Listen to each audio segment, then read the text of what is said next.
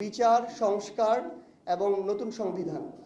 তো সেখানে আমাদের এই যে বিচারিক প্রক্রিয়া, এই চলমান প্রক্রিয়াটি আমাদের কর্মসূচির প্রত্যেকটা বক্তব্যের অংশ এবং আমাদের রাজনৈতিক কর্মসূচির অংশ।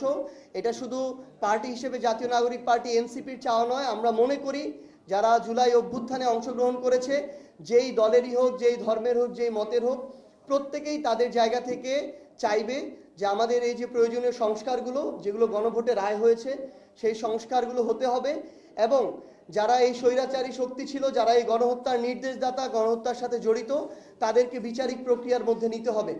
আমরা আজকে আমাদের স্বরাষ্ট্রমন্ত্রী জনাব সালাউদ্দিন আহমেদের বক্তব্য শুনেছি। সেখানে শহীদ পরিবার এবং জুলাই যোদ্ধা আমাদের যারা রয়েছেন তাদেরকে নিয়ে যে আয়োজন আমাদের মাননীয় প্রধানমন্ত্রীও ছিলেন। সেখানে স্বরাষ্ট্রমন্ত্রী জনাব সালাউদ্দিন আহমেদ স্পষ্টভাবে বলেছেন যে এই আওয়ামী লীগ হচ্ছে গণহত্যাকারী রাজনৈতিক দল। রাজনৈতিকভাবে এই আওয়ামী লীগের পতন হয়েছে এবং দল হিসেবে আওয়ামী লীগের বিচার করা হবে। আওয়ামী লীগের দাফন হয়েছে দিল্লিতে এবং এই আওয়ামী লীগ বাংলাদেশের রাজনীতিতে আর কোনোদিন ফিরে আসা সম্ভব নয়।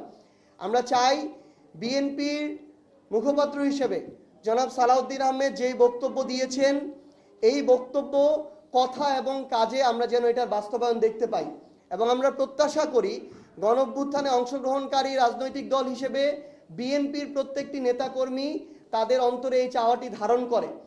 অল্প কিছু আমরা সোশ্যাল মিডিয়ার বিভিন্ন মাধ্যমে আমরা দেখতে পাচ্ছি যে বেশ কিছু মানুষ, যাদের নাম বলে আমরা তাদেরকে ওই গুরুত্বটুকু আরোপ করতে চাই না, তারা জুলাইকে নিয়ে বা এই অভ্যুত্থানকে নিয়ে স্বৈরাচারের পক্ষে, খুনিদের পক্ষে, গণহত্যাকারীদের পক্ষে, যারা 1400 মানুষকে খুনের নেতৃত্ব দিয়েছে, শাপলায় গণহত্যা ঘটিয়েছে, পিলখানায় গণহত্যা একটা ঘটিয়েছে, এই মানুষদের পক্ষে যারা এখনো সাফাই গায়, এটা আমাদের আসলে সামগ্রিক, আমরা যারা জুলাই একসাথে অংশগ্রহণ করেছিলাম, সেটা বিএনপি বলেন, জামায়াত বলেন, এনসিপি বলেন, অন্যান্য রাজনৈতিক দল আছে যারা বলেন, এটা আমাদের সামগ্রিক একটা দায়বদ্ধতা যে আমরা ওই সকল গোপন এবং প্রকাশ্য এই খুনিদের দোষর এবং তাদের সহযোগীদের এখন পর্যন্ত বিচার নিশ্চিত করতে পারিনি। তাদের যদি বিচারের রায় হতো এবং এগুলোর যদি কার্যকারিতা থাকতো, তাহলে আজকে তারা কখনোই গর্ত থেকে মাঝে মাঝে উকি দিয়ে এই কথাগুলো বলার সাহস পেত না। ঠিক যেমনিভাবে আমরা মনে করি যে আমাদের ভাই শহীদ শরীফ ওসমান হাদি, তাকে দিনে দুপুরে প্রকাশ্যে হত্যা করা হলো, সব কিছুর ফুটেজ আছে, তার হত্যাকারীদেরকে ভারতে গ্রেফতার করা হলো, মাসের পর মাস চলে যাচ্ছে, তাদেরকে ফিরিয়ে এনে যখন বাংলাদেশে, যেটা শুধু বাংলাদেশ না, পুরো বিশ্বে একটা সাড়া ফেলে দিয়েছিল, পুরো বিশ্ব বিবেককে নাড়িয়ে তুলেছিল, সেই আসামিদেরকে যখন এনে বিচার নিশ্চিত করা যাচ্ছে না, তখন আসলে ওই গণহত্যাকারীর সহযোগীরা কিংবা গণহত্যার দোষরা এভাবে সাহস পাবে, আস্ফালন শুরু করবে।